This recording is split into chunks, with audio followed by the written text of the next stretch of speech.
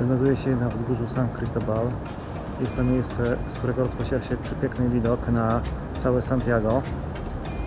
W ogóle Santiago jest miastem ponad 5-milionowym. Zamieszkuje tu prawie 1/3 populacji Chile. W ogóle populacja Chile wynosi około 18 milionów.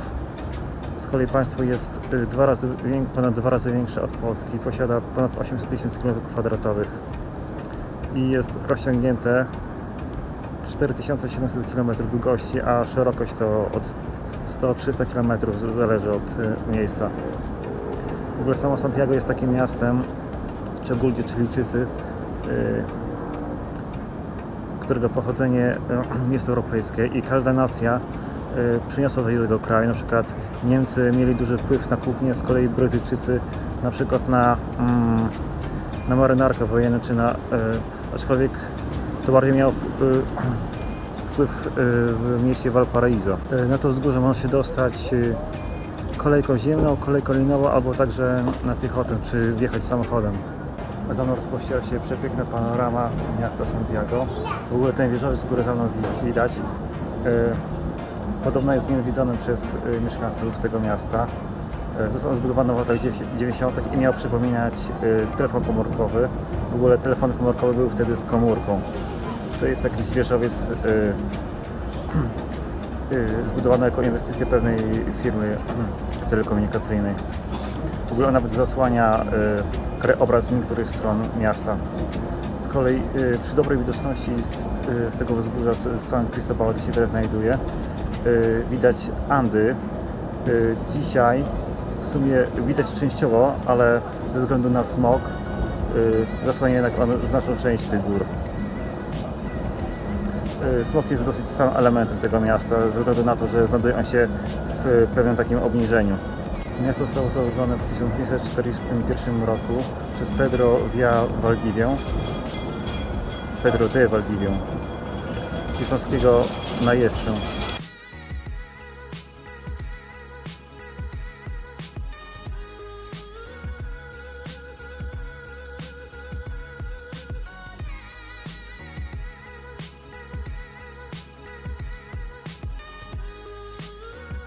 Znajduje się obok stacji kolejki naziemnej, czyli tak zwanego funikularu. Kolejka została otwarta w 1925 roku, a projektantem budynku tej stacji był Polak Lucjan Kulczewski. Budynek ten jest zaprojektowany w stylu średniowiecznego zamku. Lucjan Kulczewski jest drugim najbardziej znanym Polakiem po Ignacym Domeyko w Chile, jeśli chodzi o postacie z historii. Zapewne chodzi o czasy dzisiejsze, to Lewandowski jest numer 1.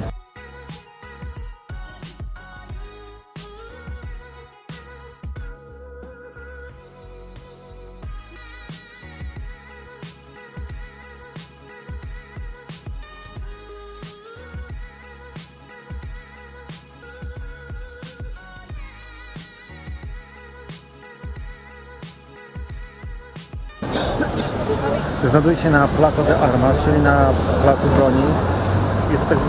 Jest to taki główny punkt miasta. Za mną znajduje się pomnik Pedro de Valdivia, Hiszpana, który w 1541 roku założył to miasto.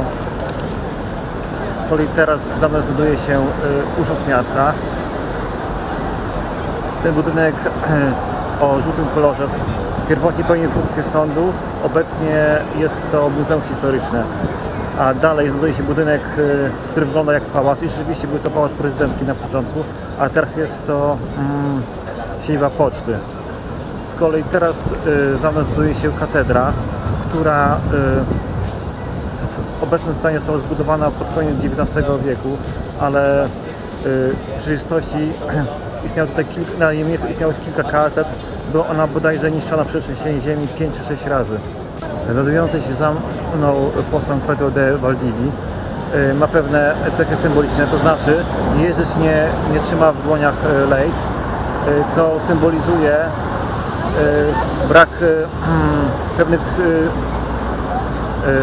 czynności, cech dowódczych tej osoby. W ogóle istnieje taka historia, w sumie prawdziwa.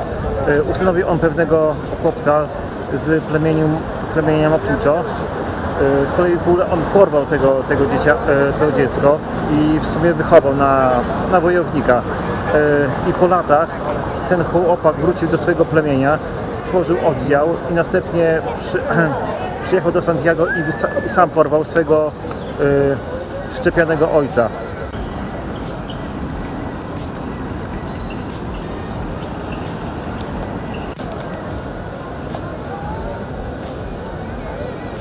To jest właśnie obecny budynek poczty, a w przeszłości był to pałac prezydencki.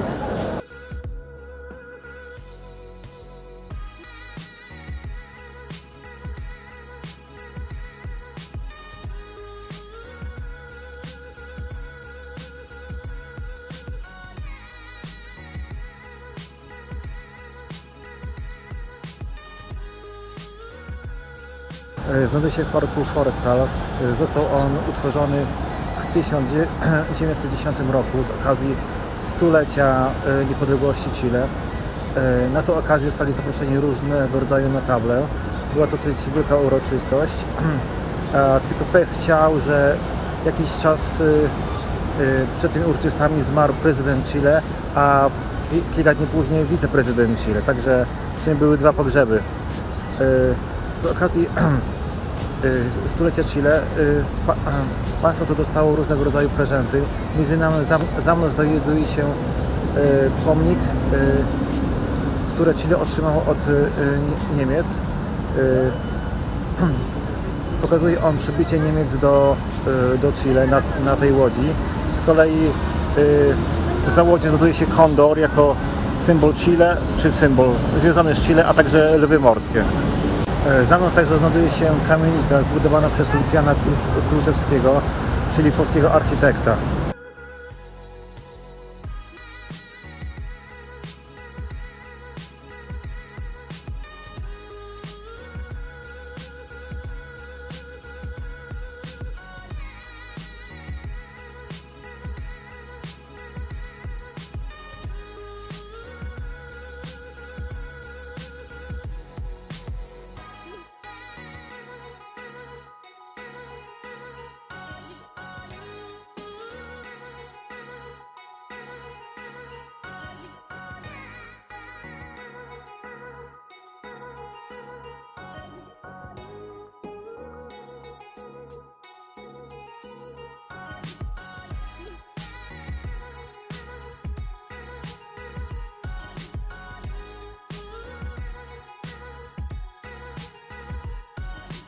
Proszę Państwa, za mną znajduje się bazylika Gruta de Lourdes.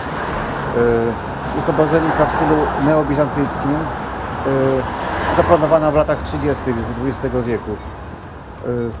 Budowla dosyć jest oryginalna i wokół kopuły znajduje się 16 rzeźb proroków.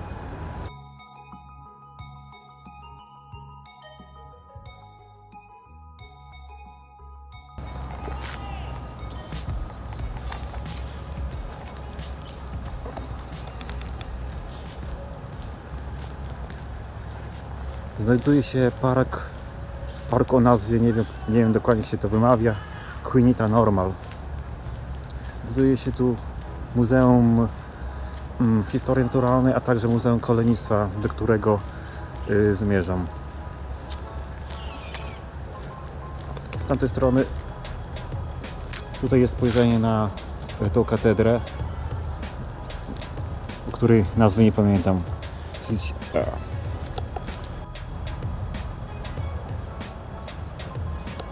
Których osób w Santiago nie ma wiele do zwiedzania, aczkolwiek jak dla mnie 2 dni to i tak jest za mało. Chciałem tu w sumie spędzić jakieś ze 4 dni co najmniej. Jest tu wiele ciekawych miejsc do zobaczenia. Sporo muzeów, czy ogólnie różnych obiektów związanych z historią najnowszą, na przykład La Moneda, czyli Pałac Prezydencki, gdzie nastąpił przewrót w roku 1973. W sumie to było nawet 11 września. To interesująca data.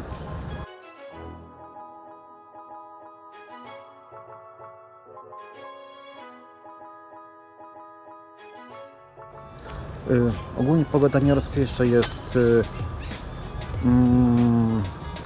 kwiecień, ale u niej to jest chyba bodajże jesień. I temperatura jest około poniżej 20 stopni, jest trochę chłodno, także jak widać chodzę w kurtce.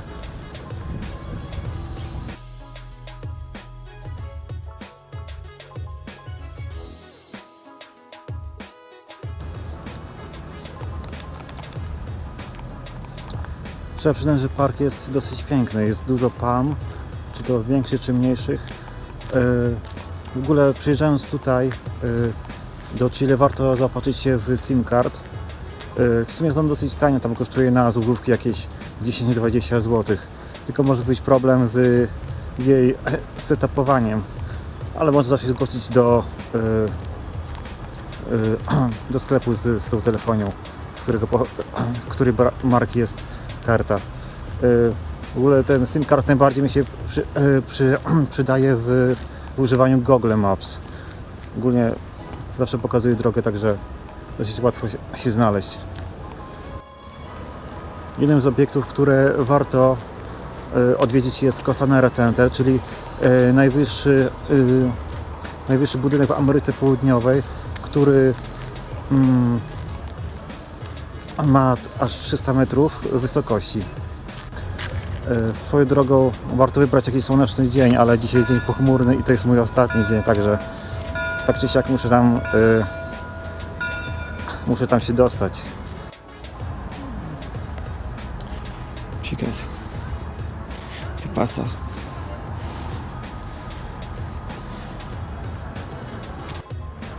Dystrykt, na którym znajduje się Costanera Center, czyli ten wieżowiec, nazwany jest mianem Sanhattan. To jest od połączenia słów Santiago i Manhattan, czyli taki obszar z drapaczami chmur. Właśnie jestem przy Muzeum Kolejnictwa. Museo Ferroviario.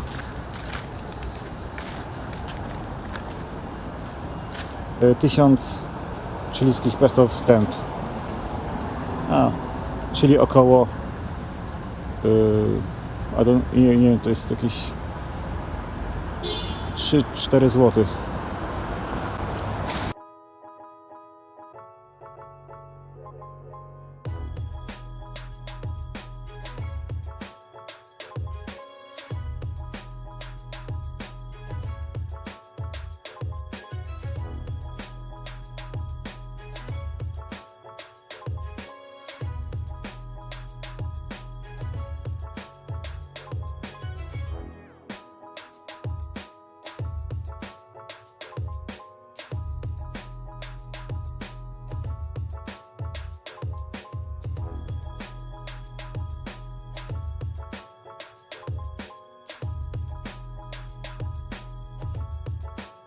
Ignacy Domeyko jest najbardziej znanym Polakiem w Chile. Był on geologiem, inżynierem górnictwa i badaczem Ameryki Południowej. Rozwinął górnictwo w Chile, był także rektorem Uniwersytetu w Santiago, zreformował również system szkolnictwa wyższego w tym państwie. Na jego cześć nazwano pasmo górskie i miejscowość w Chile. Minerał odkryty przez słynnego Polaka nosi nazwę Domeykit. Od jego nazwiska pochodzi nawet nazwa skorupiaka, asteroidy, rośliny i amonitu.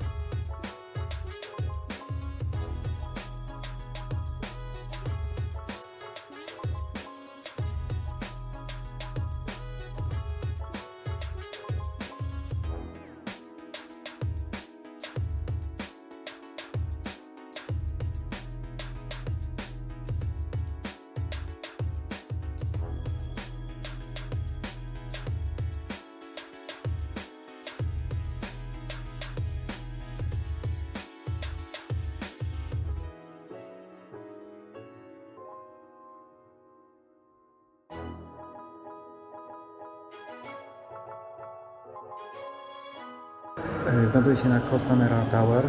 Jest to najwyższy budynek w Ameryce Południowej, którego wysokość ma 300 metrów. W ogóle znajduje się na obszarze o nazwie Sanhattan, czyli jest to kompilacja słów Manhattan i Santiago. Podobno ten budynek jest odporny na trzęsienie ziemi. Mam nadzieję, że nie będę musiał się przekonać.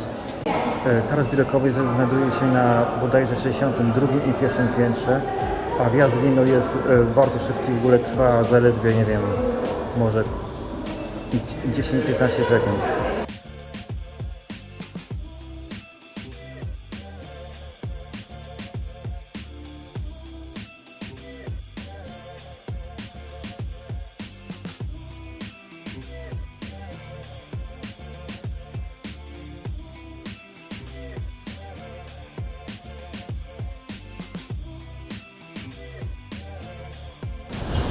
Znajduje się przed pałacem La Moneda.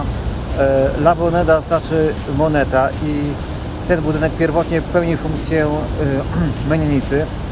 To tutaj 11 września 1973 roku miał miejsce przewrót wojskowy, kiedy to Augusto Pinochet ze swoją wierną armią zaatakował ten budynek. To tutaj na tym placu pojawiły się o godzinie 10 4 czołgi, które skierowały swoje lufy w kierunku pałacu. Z kolei na budynkach wokoło pojawili się snajperzy i zaczęli ostrzeliwać ten budynek. Następnie nadleciały samoloty wojskowe, które zbombardowały ten budynek. Prezydent ówcześnie urzędujący Salvador Allende znajdował się w tym budynku, przemieścił się do innej części z boku, gdzie nadał ostatni komunikat, wspominając na temat lojalności dla państwa i popełnił samobójstwo. Ten budynek był w znacznej części zniszczony, obecnie jest odbudowany. Ten plac obecnie jest ogrodzony barierkami, być może jest to związane z jakimś wydarzeniem. Wczoraj widziałem, były protesty studentów na ulicach. Interweniowały nawet wozy z ciekawkami wodnymi.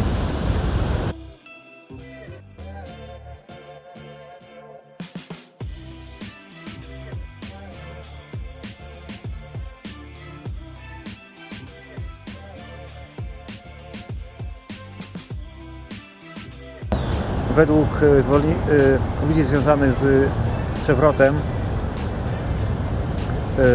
Allende został zabity przez zamachowców, a tak naprawdę według sekcji zwłok popełnił on samobójstwo. Reżim Pinocheta pochłonął wiele ofiar, mówi się o 2-3 tysiącach osób. Wiele osób represjonowano, torturowano czy zamykano w więzieniach. Jednak w znacznej mierze to dzięki Pinochetowi, który sprowadził tutaj amerykańskich ekonomistów, tak zwanych Chicago Boys, z Miltonem Friedmanem na czele. Przetransformował gospodarkę na bardzo wolną rynkową, dzięki której ten kraj bardzo się rozwijał i obecnie jest jednym z najlepiej rozwiniętych pod względem ekonomicznych państw Ameryki Południowej.